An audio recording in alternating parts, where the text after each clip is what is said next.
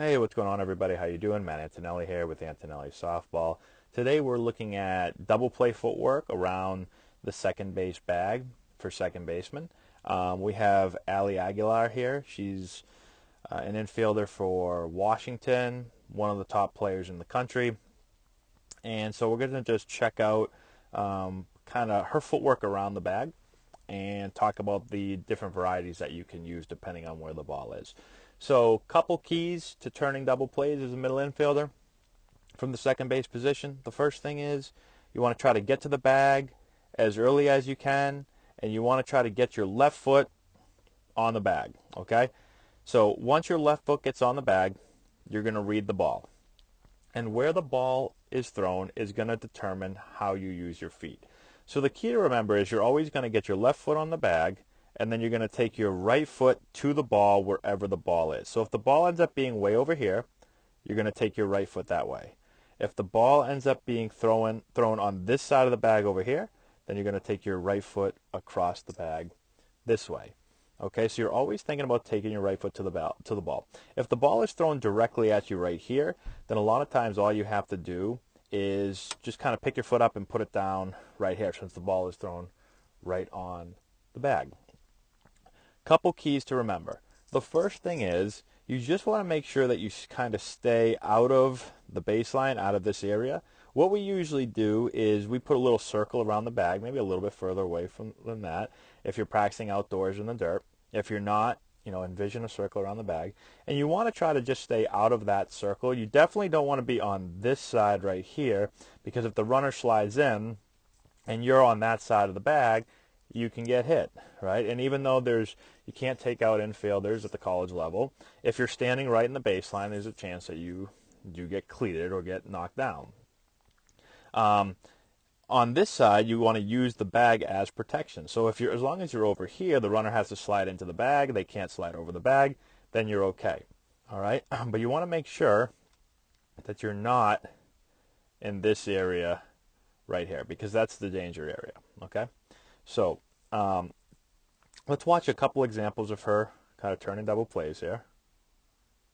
And she gets a lot of really, really good feeds right on the bag. So again, when it's on the bag, all you have to do is really, excuse me, left foot's on the bag, ball's right at your chest. You're just going to put your right foot down and throw. All right? Couple other keys.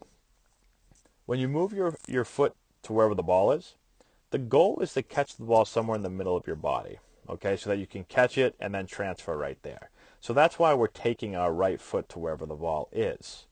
That allows us to get that ball right in the middle of our body. Makes it an easy throw to be able to catch, transfer, and throw.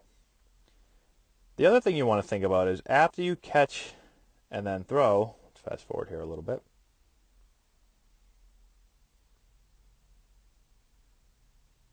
Well, let's go back for a second. Okay. So the other thing you want to think about doing is when you receive the ball, you want to think about having both hands pretty close together. You don't want to have your right hand down by your side so it's a catch and then a transfer and a throw. You want to feel like you're deflecting the ball. So you want to feel like you're getting the ball off of your index finger. Your other hand, your control hand I call it, or your bare hand, is close to the glove so that the ball can just be deflected quickly. If you're just catching it, closing the glove, and then having to dig in there, pull the ball out and throw, it takes too long. So the better you can get it deflecting in the middle of your body, the quicker you're able to transfer and then get rid of the ball.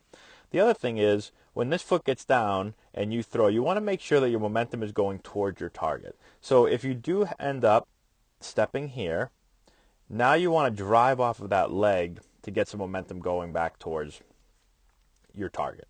Okay? You don't want to catch it here, fall away, and throw. All right? You want to try to get your body behind the throw, save your arm, not just rely on your arm to make the throw. You'll throw it much more accurately and much more powerfully if you use your entire body.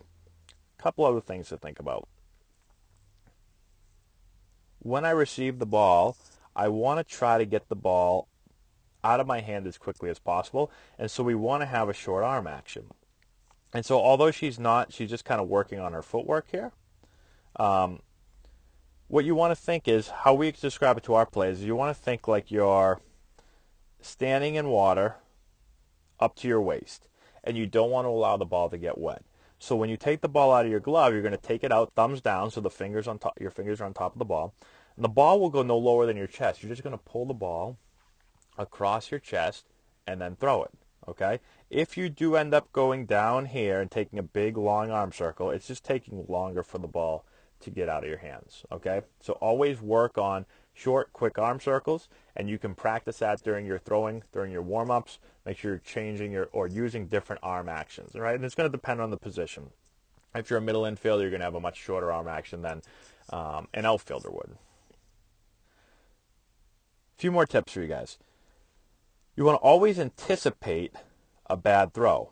Okay, so when you get to the bag here and you get your left foot on the bag, you want to be athletic in your legs, right? Knees bent, athletic posture, and be ready to move on a poor throw. What happens is some infielders get here, they get a little lazy, they're kind of standing really upright and vertical, they're not in their legs, then all of a sudden they think they're going to get a perfect throw, and the ball's thrown out here or in here, and they're not ready for it, and now they're late. And they turn a throw that if they were athletic and were able to just move, take their right foot to the ball, and it would make the throw look much better, they turn an average throw, or even sometimes just a decent throw, they make it look worse than it is because they're not ready to move.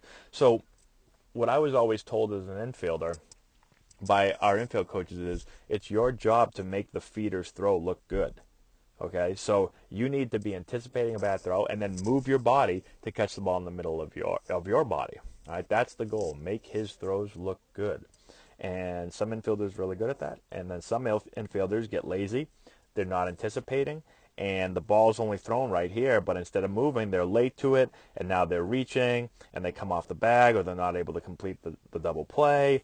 And instead of making the throw look good, you made it look worse than it really was. So that's really, really important also. So there's a bunch of tips for you guys. Hopefully that helps you guys out. Subscribe to the channel if you've not done so already. Give us a thumbs up. I'd really appreciate that. Share the video with all your friends. Check out the description box below. I've got some stuff down there for you guys as well. And that's all I got. Thank you so much, guys. Good luck to you, and we'll talk to you later.